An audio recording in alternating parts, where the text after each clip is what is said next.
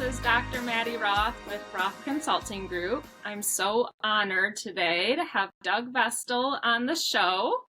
As many of you know, he's married to the lovely Lindsey Vestal, who I had on the show last week. Today, we're going to be chatting about personal finances, specifically for rehab professionals. And through these discussions, we're actually going to get an exclusive little sneak peek chat about his new book called Financial Freedom for OTs. So thank you so much for coming on the show. Doug, if you could introduce yourself and tell us about your background, what brought you to this point of writing a book. Yeah, absolutely. Well, thank you so much for having me. I'm really excited to be here talking with you and your audience. Let's rewind a little bit. So you mentioned my wife, Lindsey Vestal. So she's an occupational therapist specializing in pelvic floor therapy. And her and I have been together. We've been married almost 20 years. It'll be 20 years this May. We've been together for 23, married for 20. My background is actually, I worked on Wall Street for 15 years. So I did master's in financial mathematics and a PhD in statistics and applied probability, and then went to work on Wall Street. And that was the same time that Lindsey went to OT school. So we arrived in 2008. She enrolled at NYU and then graduated in 2011. And then in 2014, we started our own private pay practice in New York City called the Functional Pelvis. I worked, in addition to my day job, behind the scenes on all of the business aspects. So the systems and finances, the strategy, the sales and marketing, because Lindsey really wanted to focus on being client facing. And it really takes a team. Until you open your own practice, you don't really realize all of the other stuff that actually goes into making a practice successful. I worked on that. And at the time, I was still ramping up my career on Wall Street, and Lindsey came out of NYU with about $150,000 of student loan debt, which is just an outrageous amount for a new grad to have. OTs across the board face that. PTs across the board face that, especially if you go on and you get your doctoral. And so we were really in a stressful place when it came to money. I had been interested in personal finance for a long time. I tell this story in my book. I got really interested in personal finance when I was 17 because my dad was mismanaging all of his money. On the surface, we lived in a nice house. He drove a nice car. But I couldn't figure it out because we'd go to restaurants and his credit card would get declined. But then he would have to take out the second credit card that would get declined. Finally, by the fourth or fifth, something would go through. And he would often, this is back in the day when you didn't have cell phones, he wouldn't pick up the phone at night when we would get calls because it would always be like a debt collector.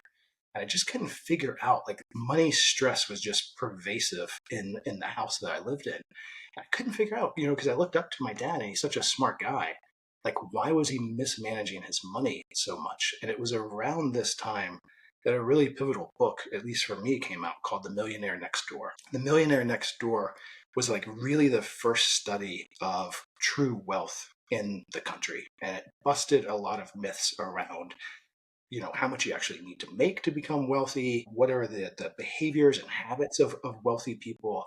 And that was really super eye-opening for me. And so starting from about 17, I started investing and saving. I've been doing it now for, 28 years, I guess, because I'm about to be 45. So when Lindsey graduated with all of that student loan debt, we put in place a really structured plan and really cut our expenses and actually paid off that $150,000 of student loan debt in 3 years. We really got after it. And that has given us an enormous amount of freedom and flexibility and to not be carrying this mortgage, basically around with us. And many of her classmates, she graduated, 14 years ago. Many of her classmates are still struggling with that student loan debt. I wanted to write a book that was going to be applicable. OT's in the name, but it really applies to any rehab professional. We can get into why that is. I really wanted to write a book that shows tried and true techniques and strategies to eliminate debt, get a handle of your finances, and start saving with retirement. Because all of us hopefully live long enough that we are going to be in retirement for many years, and we have to have a strategy in place to be able to fund that. Wow. I am just your heart behind the book, telling that story about your dad. And it's not just, okay, you went to school for finance. just you have a deep personal connection and drive to help people because of that. It's just so amazing. Wow. I'm so excited to hear more. Thank you. So yeah, this is really niche too, like the Yes. rehab professionals. What Going back though, I mean, I know we have so much to talk about, but I am just so intrigued by your life. What do you do on Wall Street? Is that like stocks or what's Yeah. that like? I had an interesting career because I graduated in 2008 at the height of the financial crisis. And my PhD was actually on collateralized debt obligations, the things that were behind the cause of the financial crisis. I didn't have anything to do with it. I was in grad school at the time, but coming out of grad school with a dissertation where CDOs is written in the name, I was imminently unhireable. Like I could not get a job because Wall Street banks were just cutting everybody. It was not, we were really deep into that financial crisis. So I ended up getting a job at a startup actually. And so there was me and the two co-founders, and we worked out of like Five Pin Plaza right above Penn Station in New York City. And there I was a quant. So I was doing all of the computer coding of these like really technical models. And then we ran out of funding after the first year. But I think that year being at that startup it was really a gift to the beginning of my career because you had to wear so many hats. So even though I was the quant, I was going to meetings and having to explain the way the model worked to investors and to stakeholders. So after that, I went to UBS, which is a Swiss investment bank, and I got a job on the trading floor actually. So I was trading very complex financial derivatives. So it wasn't stocks, it was credit derivatives. So like CDOs and credit default swaps. And then after that, I actually transitioned into risk management. So ultimately, when I retired from Wall Street, I was the global head of counterparty credit risk at a major investment bank and had about a team of 25 people, had staff in New York City, London, and Hong Kong. And we were responsible for managing hundreds of billions of dollars of counterparty risk that we had to our clients. I built the entire stress testing framework at that particular investment bank. And then on a day-to-day basis, most of my interactions were actually with the regulators because it's, what you see in the movies is not really what it's like in real life on Wall Street. They are so heavily regulated. There are meetings with the regulators pretty much every single week, almost every single day, because they give so much scrutiny to what's happening. And with my technical background, but that ability to communicate about the models, they put me in front of regulators to be the liaison between the bank and them. So for the OTs and PTs listening, you have to tell us what makes you enjoy statistics and math. What drove you into that kind of realm? Because all of our rehab minds are probably like, oh, that was my worst subject in school. I mean, for me, it started at, I wasn't a great student in middle school.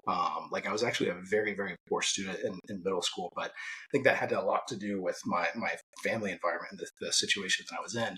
I turned things around in 10th grade, and it was like the first subject that I found that I was good at, actually. I really liked how structured it was. I liked that there was a right answer at the end of the day. I liked the problem solving. I really enjoy tackling complex things and like sitting with it for a long time to try to figure out the best way forward, which I think is one of the things that made it so great with starting Lindsey's business, because you need to have that strategy and that sort of thinking 5 moves in advance. Even though I have that math background, I can now apply it in the real world, especially from my business career.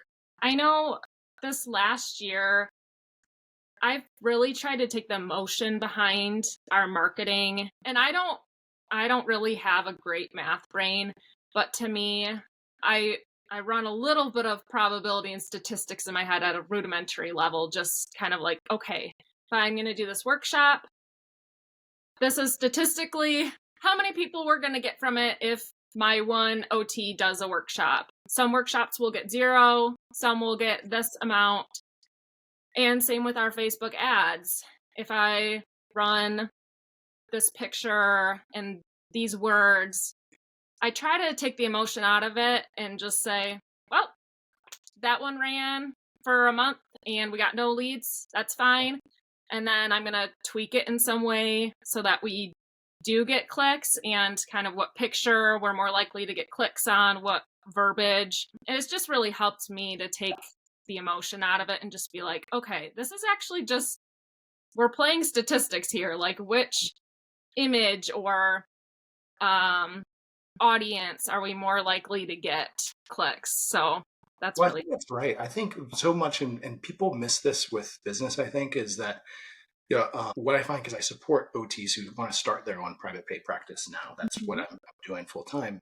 And it's, for me, everything is just an experiment, like that is all of business, is that you have to iterate and experiment with it. It's like there is not one sort of perfect ad, like it's better to get something really good and then iterate on that, because the data is going to tell you what is actually working at the end of the day. And so I always recommend my students move a little bit quicker than you're comfortable with, because that thing you think is perfect, I've seen the story before. 3 years from now, it's going to look totally different. And the only way we get 3 years from now is that we actually start doing it, because as they say, you can't drive a parked car, right? So we have to be able to get the car in gear and actually start navigating it. And that's just means taking imperfect action on it. Yeah.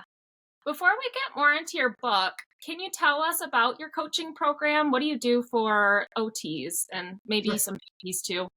Yeah, so it's called Private Pay MBA, and it is a combination of an online program plus 6 months of weekly group coaching with me. It is for anybody who's looking to start a private pay practice. What we have is we have like a 7-chapter course going through mindset, because mindset, I think, is the biggest thing, right? All business problems are really personal problems in disguise. So like really focusing on the mindset is absolutely critical, especially around money, because being private pay, as you know, brings up so many feelings around money and access, which we could definitely talk about.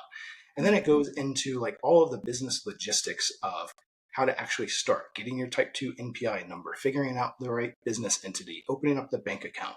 Then we go into like pricing your services, the systems that you need to set up, client lifecycle, community-based marketing, marketing to practitioners, developing a 90-day marketing plan, and then stepping into that role as a CEO and looking at like your key performance indicators. And what I found from coaching people and mentoring them is that the head knowledge just isn't enough. Like we can have all the head knowledge in the world, but still not act on it. So that's why it comes with those 6 months of weekly group coaching with me, so that they don't get stuck on anything. I would rather be able to answer their question in 3 hours than have them debating a decision for 3 weeks, because that's just going to delay their progress. I think it's the most comprehensive program that's out there with the most amount of accountability and support, because I also review all of their marketing materials, or critique their websites, look at their client intake process. Like it's really a hands-on sort of program that I offer. I love that. That is so great. Is that mostly for newer business owners or intermediate? Yeah, it's interesting. When I first started, I said it was only for new business owners, but then I had a lot of people who had tried to DIY it themselves, and they were 2 or 3 years into it and things just weren't working. And so I really say, if you've already started but you're seeing less than 10 clients a week, it's a good fit for what I offer. But if you are like looking at, like, you're really killing it, you're at 20 visits a week, you're looking at hiring a second practitioner or opening up a location, it's probably not the best fit. So it's anyone from who's just starting to probably up to 10 client visits a week will get the most out of it. Cool. I just am so amazed how much I've had to pull from coaches and even my family, and I feel so blessed. Like, I don't know how people do it. It really takes an army to get your business going. From the amount of times I've had to just talk to my uncle who's a lawyer about things. Luckily, he's like an employment lawyer, the perfect uncle to Oh, have that's good. for this. And I have another uncle that's in more of like the lease agreement type stuff. So it's just, I mean, there's so many things as a business owner you have to pull. And maybe if you don't know it yourself, seeking out services like what you have to offer, because some people don't have, I mean, not that you're a lawyer, but Yeah. some people don't have, my husband, he's in the financial realm, but most people don't have husbands like you with Lindsey that can help with that kind of thing. And it's really scary as a PT or an OT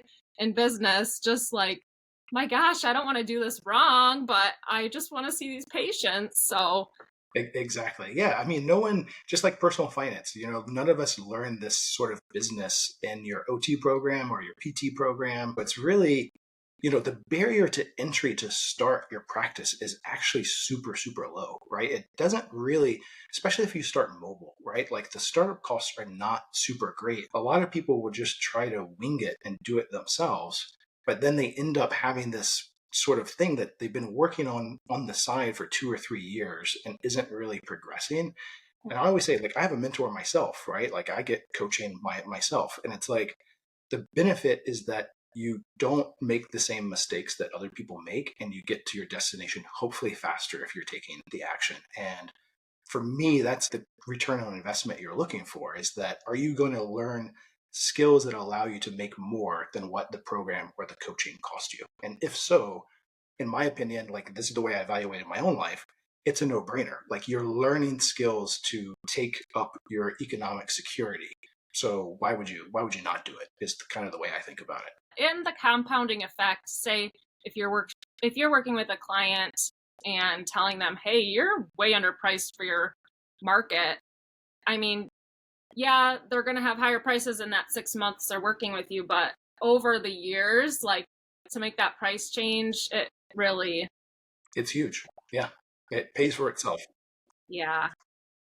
Okay, so now we can chat about your book. I'm so excited to hear more, and I'm definitely going to get it once it comes out.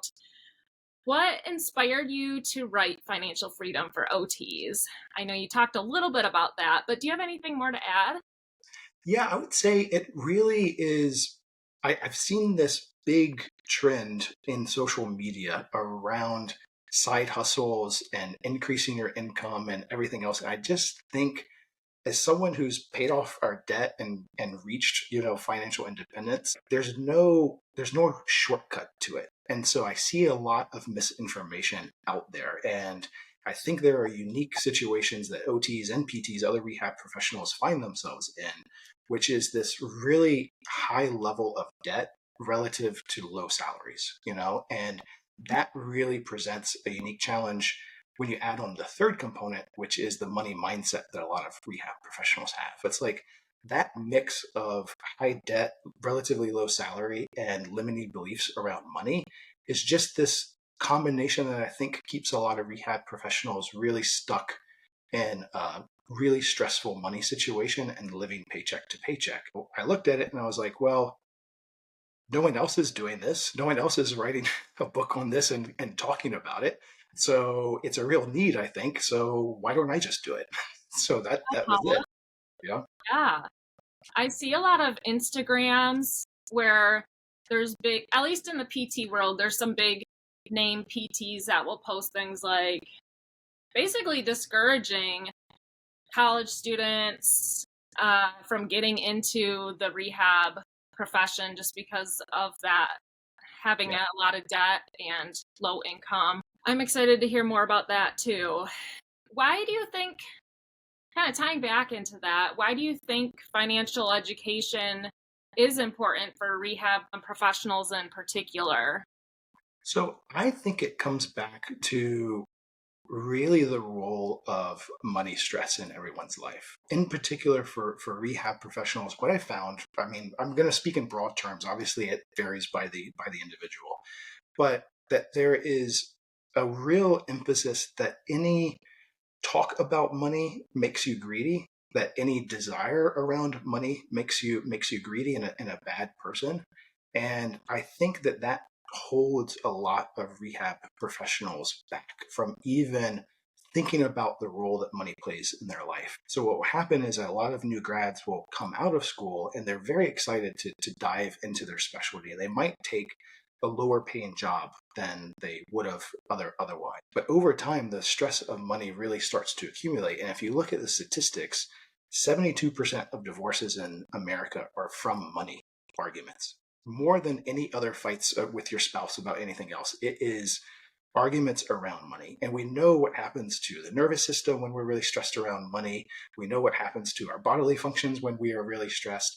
And this happens with money, but we don't really take the time to be introspective about it because we have all of this past limiting beliefs and money trauma that we start to avoid it as a topic. And it's really a trauma response because everything that you hear around, like, I can't save, I can't budget, I can't earn more, things like this, that's really avoidance behavior, coming out. What I'd like to see is that I'm obviously not a rehab professional myself, but you guys do such amazing work and makes such huge impacts on your clients' lives, but then go home and struggle financially and feel guilty also about struggling financially. How can we flip that so that the people who are caring for others are cared for themselves? That's what I would really like to see as the end result of the book, is that people get out of debt, they start saving for retirement, they feel like they have this breathing room, because at the end of the day, for me, it's all about occupational choice. You shouldn't have to make decisions from a place of scarcity around money. Like if you have a little bit of money, then that affords you to take maybe half a day on Friday to spend with your kids and to volunteer at school, right? That's an amazing thing. If you have a little bit more money and you have a toxic director of rehab with super high productivity standards, you could take 3 months off and find a job that really aligns with you. If you have like even more money, then you could maybe cut down on your commute and take a lower paying job that is closer to you so that you're not having this bookend long commute. And so for me, it's like really a tool to enhance the quality of your life for the values that are really important to you. And that starts with getting a handle on it and becoming successful with it. I always wished in high school they would have, I mean, we had a financial class, but it was so out there, like talking about stocks and CDs, stuff that, I mean, maybe is important, but it's like most people that graduated from my high school don't even know how to look at their expenses for the month and how much they're making or track it. And really, their best way of tracking it is just how much is left in the account or how much do I have on my credit card that I can spend. Like that's how they budget. Yeah. Yeah. Yeah. I wish they had a little bit more of that practical information in school. Side of it. Well, yeah. And I think the one thing is, and I'll ask you this question. So for me, understanding how money grows is really super important. So I'll give you one example. And I love giving this a question, which is, would you rather have $1 million today or have a penny that doubles every day for 30 days? So I could write you a check for $1 million today or give you this magical penny that's going to double. So today it's worth a penny, tomorrow it's worth 2 cents, then it's 4 cents, then it's 8 cents. And that happens for 30 days and then it just stops. Which would you rather have? Probably be $1 million. The million. Most people say that. But if you have a penny that doubles every single day, at the end of those 30 days, it's worth 5.4 million. Wow. It's astronomical. Now, obviously, you can't find a penny that doubles every day, but it's this little small accumulation that over time that really adds up. And that's what most people don't get, is that you can actually grow your money through investing and let compound interest earn you money, right? And so this is like a prime example of stuff that we need to be sharing with everyone, because at the end of the day, you can just take your salary, if you're saving more of your salary, and you start investing it over a very, very long time period, it is going to grow and you are going to have a secure retirement. But it takes the discipline to start doing that now, because it literally takes decades. Like it's not an overnight thing. And we need to do a better job of letting people know, the 20-year-olds, the 25-year-olds coming out of school, to start investing with your first paycheck, because your 55-year-old self is going to definitely thank you in the future. Yeah. So in your book, you introduce a concept called a freedom number. I don't know if that's something you kind of thought of or if that's a common financial term, but what do you mean by that? Yeah. So, retirement is this interesting thing where everyone thinks that retirement is a fixed age, right? Like I'm going to retire when I'm 65. I'm going to retire when I'm 72. But that is actually a relatively like recent phenomenon, right? Because if you were alive in the 1800s, there was no retirement. There was no plan to like get up and move down to South Florida and play pickleball. Like you worked until basically the day that you died or you became infirmed, and then your family had to take care of you. The age 65 and everything really came out because of Social Security. And Social Security was actually put in place not because the government wanted you to really retire and move to Florida, but because at the time there was too many workers. There weren't enough jobs for younger people. And so they created Social Security to incentivize the older adults to retire to make room in the workforce for younger people. And so we have this idea that retirement is 65, right? But retirement is actually just a number. You can retire anytime that you can replace the cost of your expenses with investments that you have. And so the freedom number allows you to know what that final destination is. And so what you do is, I have like a whole worksheet in the book for this, is you start to look at what does your ideal life look like in retirement? How much traveling are you doing? How much money are you spending on your hobbies? What are your fixed expenses? What are your variable expenses that you really want to go all in on? And you design your life around that. And you start to add up those numbers, right? And you go, okay, every year I need $60,000 to be able to live. If I had $60,000 a year, the cars were paid for, the house was paid for, I would be living my best life. And then there is a study that was done, it's called the Trinity study. And that study showed that every year you could withdraw 4% from your retirement portfolio and not run out of money. If you had $1 million in your investment portfolio, you could withdraw 4% of that, which is $40,000 a year, right? The freedom number is really important because it gives you the final destination that you're working towards. And most people think they need a lot more money to retire than they actually do. And so the first step is really understanding what that ideal life looks like, add up all of those expenses for the year, and then multiply that by 25. And that's what you need. That's your target that you're working towards. So does that make sense? So do you typically recommend with rehab professionals, they have this big debt, say, do you typically recommend kind of gung-ho Dave Ramsey, chip away at that debt first before you start to invest, or kind of a happy medium? What do you typically recommend? Yeah, it's a good question. So what I recommend is that you take advantage of your employer match. So a lot of employers will offer a 401k or a 403b. So the first thing I recommend is ensuring that you are automatically enrolled to get that match. And normally that means that you have to contribute a minimum. So let's say the match that you can get is 5%. Like the range is normally anywhere from like 3 to 7 with 5% most common. So what that means is that if you're making $100,000, let's using round numbers, if you contribute your 5%, so 5 grand, then your employer will contribute another 5 grand. So that 5,000 immediately doubles to 10,000. It's free money. It's in the cost of your employment contract. So the first thing I recommend is making sure that you're getting that full match, because if you have that $5,000 coming in from your employer match and you do that for 30 years, over 30 years, that's going to grow to 904,000. Like it's a massive amount due to the effect of compound interest, And so you really want to make sure that you're maximizing it. So you do that first. And then after that, I recommend paying off your student loans absolutely as fast as possible, because it's very tough to have any financial wiggle room if all of your monthly income is being eaten up by student loans, which is the case for most people.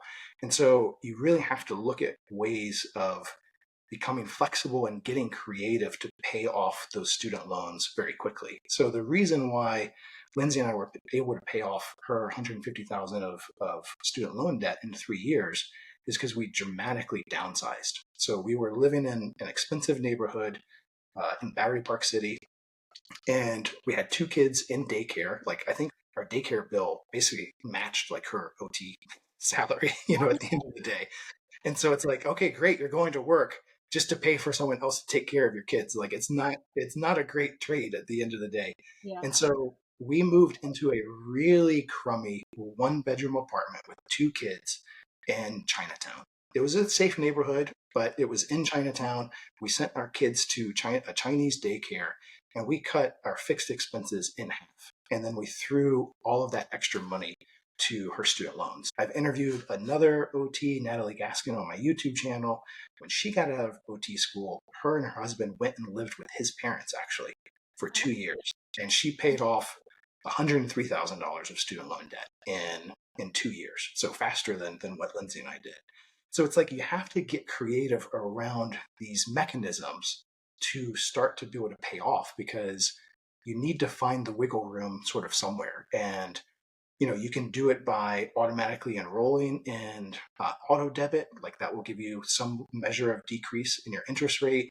Any extra money you get, like a tax refund, you send it to that. You try to find ways of increasing your income, ways of decreasing your expenses. But yeah, I recommend making sure that you're getting that match and then prioritizing paying off your student loan debt. Mm-hmm. That sounds like a great plan. And circling back to the mindset of rehab professionals, do you have any strategies for PTs, OTs about these limiting beliefs about money? Yeah, I think, it's funny. We never really stop to question our beliefs around money. And most people have a really negative connotation when it comes to money. And so I have an exercise in the book where I ask people to think through, when we all carry around like keystone memories from when we were a kid, right? Like there are certain events from being raised that really you can find yourself thinking about the most often, right? And often it's at a very surface level. And so the first thing I ask people is start to reflect on those keystone memories and really start to pull at the thread and see if there was a role of money that played in any of those, right? It could be an argument that you overheard with your parents. It could be something that your dad said to you, something that your mom said to you. But often there is some thread of money in a lot of those keystone events if you're willing to sort of roll up and look at it. And that's where the earliest memories of money come from. It comes from these statements that we heard from our parents of, what do you think, money grows on trees? Like, no way we could afford that. Or look at that ostentatious person driving that car. Or your uncle is so mean because he's really selfish and greedy. Like, we have these things that have collectively happened to us. And we let that influence our approach and our feelings and thoughts about money. And so the first step is really just becoming aware of that and then starting to rewrite the script for yourself. Because at the end of the day, money in of itself has no bias, no political agenda. It's the people with money that have the bias and a political agenda, right? And so money is just a tool, right? You can use it for good, you could use it for bad. It's up to you as the person. And I've never met an OT or a PT who didn't want to do more good with more money, And so it's like really coming to terms of like, you are the architect of your own life. You can write that script for yourself and use money to give back in the community, use money to hire employees so that you can serve more clients, use money so that you can go and offer pro bono sessions like once a week, if that's something that's really important to you, and not have to worry about that financial stress. And then the last part is just realizing that actually on your existing salary, you can achieve financial independence over time. It's not going to happen overnight. But, Dave Ramsey and that book I talked to you about, the Millionaire Next Door, when they analyze the millionaires in the country, do you know one of the top 5 professions that comes back? No. It's a teacher. And teachers make less than OTs and PTs, right? And so if teachers can do it on a teacher salary, then OTs and PTs can definitely do it, because even though you make less money relative to your student loan debt, you still make really good salary compared to the average American, right? And so if I always go like, if the average American can live on much less than what an OT and PT makes, then we have to find a way to start saving that difference to put towards your eventual retirement. And so I think it's really like understanding the role of money trauma in your life, understanding that it's just a tool and that you are the architect of that tool. You get to use it for good. And then realizing that other professions that make less money than you can do it. So it's actually achievable for yourself. Hmm. Yeah, that's so interesting. And going back to the social media, there is a lot of noise around that. Like, don't get into the PT field. All these PTs are leaving the field, at least in PT. I don't know if it's the same with OT. Do you think PT and OT is an okay field to get into, or do you think Yeah, it's kind of a silly decision? no, I do think it's a good, I think it's a fantastic field to get into because it's incredibly rewarding. But I think like with any profession, you should go into it with eyes wide open. And if you can afford to go to a cheaper school, my advice for people applying to OT or PT school is if you can afford to go to a cheaper school, go to that, right? Because at least in the OT world, I don't know about the standards for PT, but in the OT world, you have to satisfy the A code standards. So you're learning the same stuff regardless of what the schools that you go to, and so you're not going to find that actually. Once you start working after about 2 years, no one's ever going to ask you what school that you went to. And so finding that state school that is 25% the cost of a private school is really super important. And then I would say take out the bare minimum of loans that you can while you're there. Maybe you are picking up a side job to cover your living expenses. And then when you come out, just really focus on paying off your student loan debt like it's your full-time job. Like it's the most important thing in the world. It's a five-alarm, fire that needs to be handled now, like not sometime in the distant future. And so I think when you do that, then you start to practice the way that you want to practice as an OT or PT. Like options start to open up. I think a lot of the frustration that people have in the rehab profession comes from actual money stress because they're put in situations and work environments that have very high productivity standards, very high documentation requirements, but that's just that environment. It's not the field. And so having a little bit of financial flexibility to either do your own thing or to work in an environment that's much better suited to you, and not make the decision around money is the best way to really excel in this area. So let's talk about the three pillars in your book. You talk about earning more, saving more, and investing more. Do you have Yeah. any tips for all three of those or in some of those pillars for the Yeah, listeners today? sure. Let's talk about saving more because that is the number one thing that is going to actually move the needle. So lifestyle inflation is a real thing. So even if you start making more and you don't get a handle of your savings, you're going to start just spending more that aligns to what you're making. And so the key with saving more is the dreaded word budget, is like making sure that you are on some type of budget. And what I recommend in the book is a 50-30-20 plan. And so 50% is for your fixed expenses, like your must-haves, your rent, your car insurance, car payment, stuff like that. Then your 30% is any variable stuff, and then 20% is your savings rate. And so I have an exercise in the book where I ask people to go in and track this stuff and then bucket it into those categories and see if you're meeting that 20% level.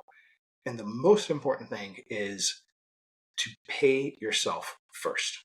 So most people will get the paycheck deposited on the first, and then they will start spending throughout the month. And then they will look at their bank account on the 30th, hope and pray that there's some sort of money in there, and whatever is left, either they go out and spend or they save that. But the practice that financially successful people do is they invert it and they pay themselves first. So the moment the paycheck gets deposited, they take that 20% or 10% if you can't do 20% yet, and they save it and they invest it. And that is the way, because you will spend whatever money is in your bank account. It's just human nature to do that, And so you really have to understand the psychology behind that and start paying yourself first and set it up so that it's successful so that you never even see that money enter your account. And you can do that through automatically paying more on your student loan debt every single month, right? And just increase the amount that's coming out. You could do it by saving more in your 401k or your 403b because that gets taken out pre-tax before you ever even get paid. Like there's numerous ways to do it, but that's the most important thing to do. And then making sure, as we talked about, that you are investing from the very beginning, at least getting your match. And then if you can do more than that, starting to invest in low cost index funds. So things that are passively managed because you don't want to pay a ton in fees. And what I recommend is if you're just getting started, you don't like all this sounds like gibberish, you just go and you buy something called a target date fund. And a target date fund is just like we go, I'm going to retire in year 2065, and I'm going to buy a target date fund that says 2065. And that portfolio manager rebalances the stocks and the bonds. You don't have to do anything. And it's super low cost. Like investing should be as boring as watching paint dry. Like it is not something that you are going in and trading.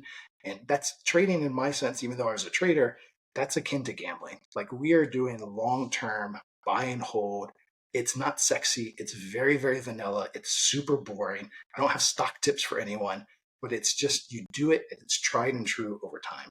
And then from an earning perspective, I mean, my favorite thing is starting a private pay practice because I think you have the ability to earn a lot more as an OT or PT when you do that.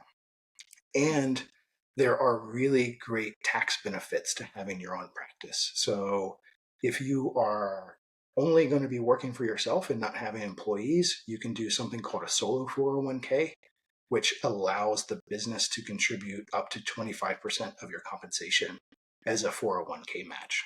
That's really great because you can eliminate the business taxes and you can really start to supercharge your retirement savings.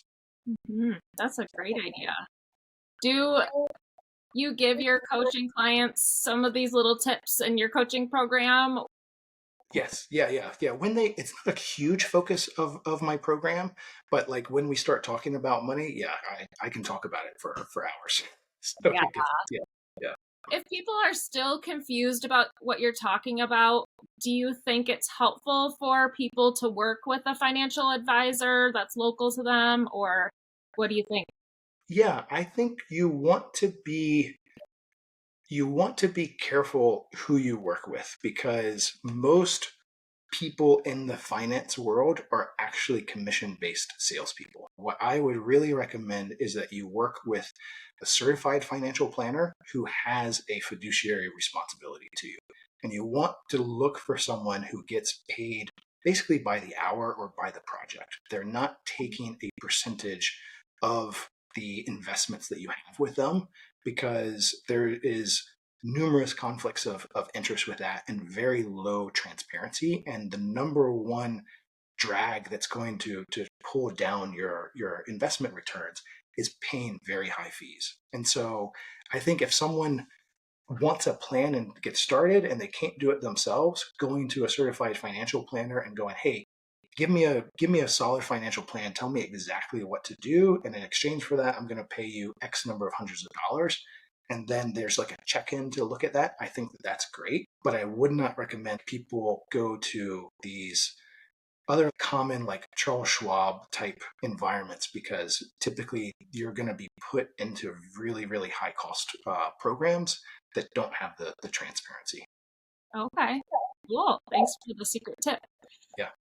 So, is there anything else we didn't chat about with your book? Anything else people should know? I think just know that it's actually possible. Know that it is something that is within your reach. It might require you to be a little bit weird in your social circle because people looked at us like we were growing a unicorn, when we moved into that one bedroom apartment, right? But the benefit of it is that we learned a lot of financial discipline and was able to get out of that student loan debt. And that is something that's available to a lot of people to do. And so it it requires, if you want different results than what you have now, it requires you doing something different. And I think just realizing that and knowing that there's not going to be anybody that comes and saves you or just hands you the money. Like every normal, everyday Americans are figuring this out for themselves each and every day, and taking that sort of personal responsibility of going like, okay, I have to do this for myself. I have to do this for my family. Let's roll up our sleeves. Like, how do we get this done? Is something that's really important to do, because otherwise time is just going to pass and it's not going to get done. Mm-hmm. Yeah. So tell the listeners where they can find your book and more info about your coaching program. Some of the, Yeah. I don't know if you have a website. Yeah, so for the book, it's available starting at the end of Feb on Amazon. So you can just go to Amazon and type Financial Freedom for OTs. The subtitle is A Guide for Building Wealth Without Burnout. And then if you want to learn anything about my business coaching, you can go to freedomofpractice.com and check it out there. Awesome. Thank you so much for coming on. Hopefully everyone, you'll buy his book. Sounds great. And yeah, I think that's it. Awesome. Thank you so much, Maddy.